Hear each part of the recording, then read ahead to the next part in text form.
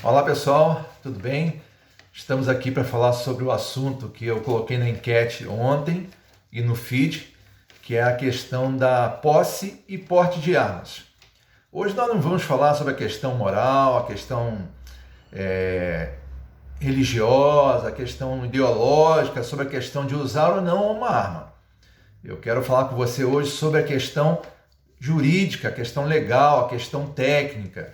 Por isso que eu perguntei, você sabe qual é a diferença entre porte e posse de armas? E por que eu resolvi falar sobre isso? Porque as pessoas vêm me perguntando, porque volta e meia acontece de ver uma notícia falando que o comerciante reagiu, o dono da casa reagiu e ele tinha uma arma em casa e não vai responder nada, ou vai responder porque não tinha nem a documentação da arma. Então, qual é a diferença? Porte e posse de armas. Vamos começar pelo, para mim, o mais fácil, as pessoas entenderem, que é o porte. O porte, o que significa? É você ter a arma consigo, transportar a arma consigo. Agora, não é qualquer arma também, é a arma permitida. Existe uma lista de armas que são permitidas da pessoa comprar e ter o porte, que é caminhar, ter consigo, junto, uma arma. Tá? E inclusive o crime, né, que nós temos no Código, na Lei de Desarmamento, que está aqui, eu gosto sempre de mostrar às vezes para as pessoas, ele fala exatamente sobre o porte de arma de fogo de uso permitido, que é o artigo 14, é um deles. Nós estamos falando aqui de armas permitidas, tá? Porque se for arma ilegal, a gente já sabe que é crime de qualquer forma, né? Se você não tem permissão, você comete um ilícito.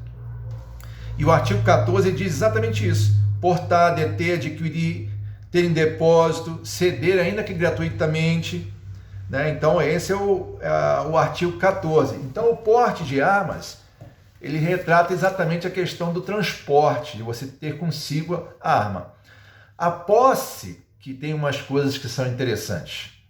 A posse, você, toda e qualquer pessoa, depois eu vou ler aqui, que eu fiz a questão de fazer a lista para vocês entenderem os requisitos para a pessoa poder ter uma arma e poder ter a posse da arma. Ela está restrita aonde? Restrita à sua residência ou local de trabalho. Isso tem que estar bem claro e bem registrado isso. Você tem que ter essa documentação.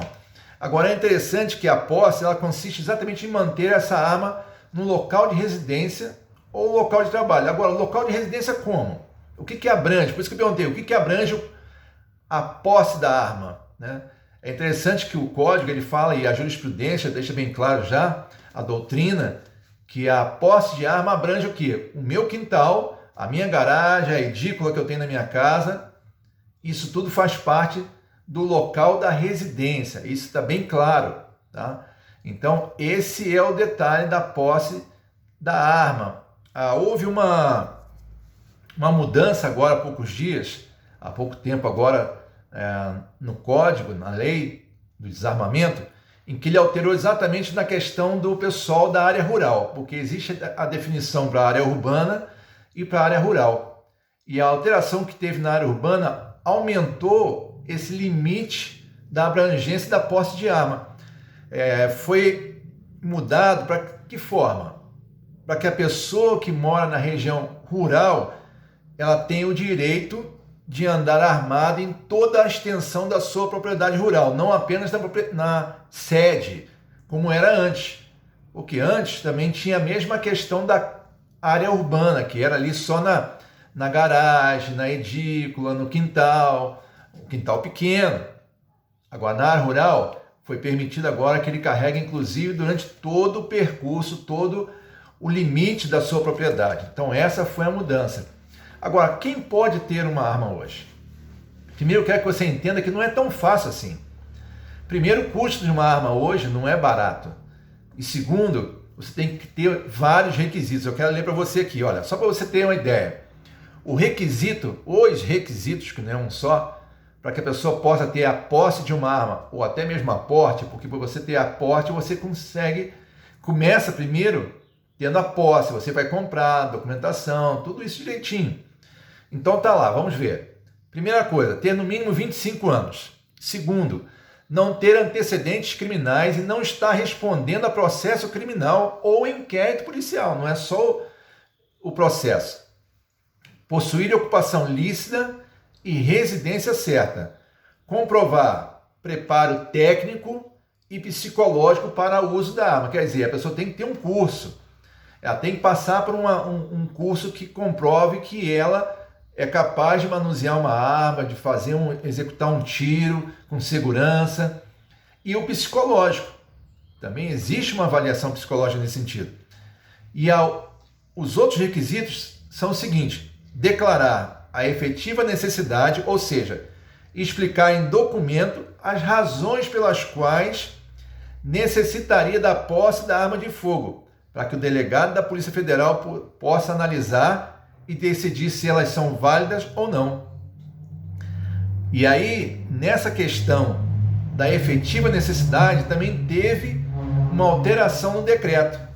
Em 2019, essa questão da efetiva necessidade foi alterado, e ali aumentou uma série de necessidades também, e de pessoas que podem ter a posse de arma. Quer ver só? Vou ler para você aqui, ó. Na declaração dos grupos que podem ter a efetiva necessidade de possuir uma arma são os seguintes: agentes inativos de segurança pública, seja ele federal, civil ou militar, agentes ativos e inativos com carreira na Associação Brasileira de Inteligência, na ABIN, agentes públicos do sistema socioeducativo, em unidade de internação educacional, são aqueles da Fundação Casa, por exemplo, militares ativos e inativos, residentes em área rural, como nós falamos, residentes em áreas urbanas, em estados com um índice de homicídio que supera a 10 para cada 100 mil habitantes no ano de 2016. Então, segundo o Atlas da Segurança Pública, é o que corresponde a todos os estados brasileiros. Aqui, titulares ou responsáveis legais por estabelecimentos industriais e do comércio, colecionadores, atiradores e caçadores registrados no comando do Exército. Então, segundo essa definição, praticamente todo cidadão brasileiro, desde que cumpra os demais requisitos, eles têm aptidão a possuir uma arma em casa. Agora, uma questão técnica é importante falar, que é a questão da posse. Se você que quer ter uma arma, você tem que registrar essa arma, adquirir toda a documentação legal. É importante, vou dar aqui uma dica para você. Você quer ter uma arma? É isso que você deseja? Então, procure também ter o porte de arma. Por quê? Porque em uma situação de emergência, em qualquer outra situação, você está juridicamente protegido em todas as situações. Nós não sabemos o que pode acontecer, nós não sabemos reações que podem acontecer numa situação de perigo, em que você precise manusear essa arma. E num outro vídeo eu vou falar um pouquinho sobre a legítima defesa da pessoa que tem uma arma em casa. Aí eu quero falar um pouquinho mais sobre isso. Então, se você deseja ter uma arma em casa, se você quer ter a posse da arma, você já sabe que são esses requisitos. Estão na lei esses requisitos que você tem que cumprir. Mas aí eu te aconselho você a também correr atrás e tirar seu porte de arma. E aí realmente você vai estar garantido por lei em todos os sentidos, tanto na posse quanto na arma, tanto dentro de casa, tanto indo para o trabalho, voltando do trabalho, não importa, você vai estar resguardado juridicamente sobre isso. Tá bom, pessoal? Então ficamos por aqui, é um vídeo curto, mas bem rápido, mas nós vamos voltar a falar sobre esse assunto em breve, falando sobre a questão da legítima defesa. Ok? Um abraço, obrigado para você que assistiu, curte aí e compartilha. Fiquem na paz, um abraço.